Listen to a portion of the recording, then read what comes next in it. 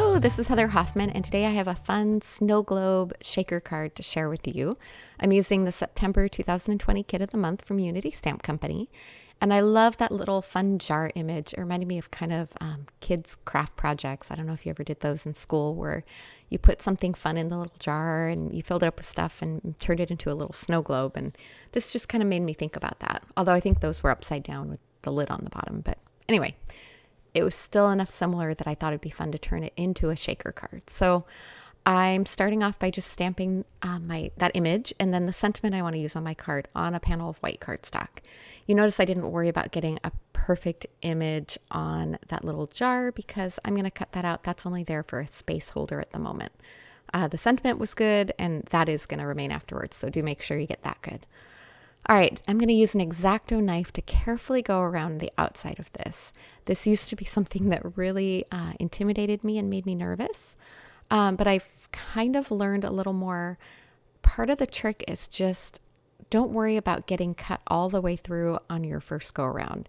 I kind of keep the pressure gentle and just try and make an outline and then plan on going back over it again to finish the cut. It's easier to go smooth when you're not pressing super hard. And as it was, I actually got most of it on the first try. And I think I always pressed way harder than I needed to, and it made it hard to get those smooth rounded lines.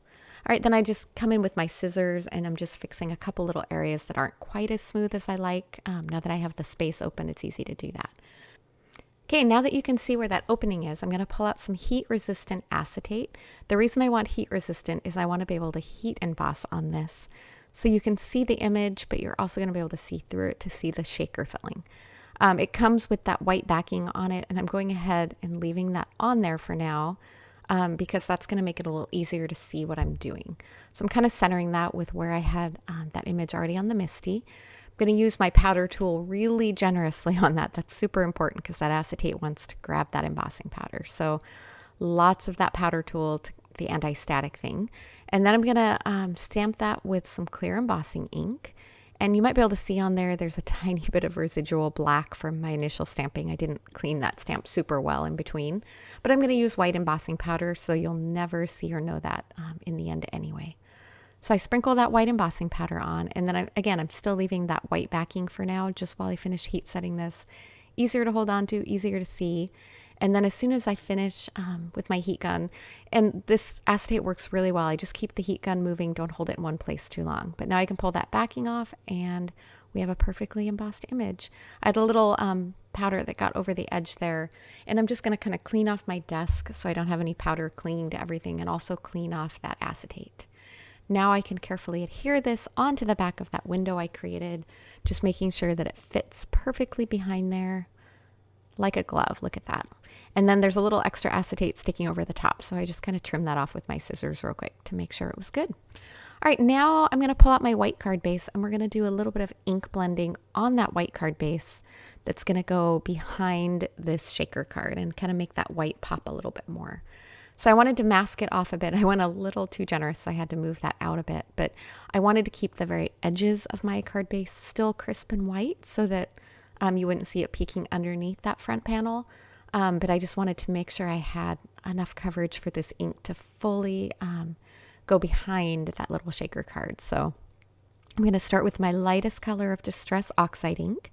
That was Stormy Sky. And then I'm going to blend in around with some Faded Jeans and finish off with the deepest color, some Chipped Sapphire. You notice I'm kind of blending for a little bit of gradation. You don't necessarily notice it a lot behind that panel, but you do see it on there. Excuse me as I had to put my head in there to make sure I had everything straight. You got to see the top of my hair. All right, I'm going to finish off here with a little bit of splatters just to add to that snowy feel. This is Perfect Pearls mixed with a little bit of water. I just keep it in a mini mister bottle. You could mix it with a little brush on a palette and a bit of water and just splatter it on that way. That just adds a little bit of sparkle and fun behind there as well. All right, now I'm going to use some foam adhesive to create that shaker window behind that. So you want to make sure and have a tight seal around where the shaker is going to be. And then the rest I just filled in with some foam tape just to make sure it was all held stable and level.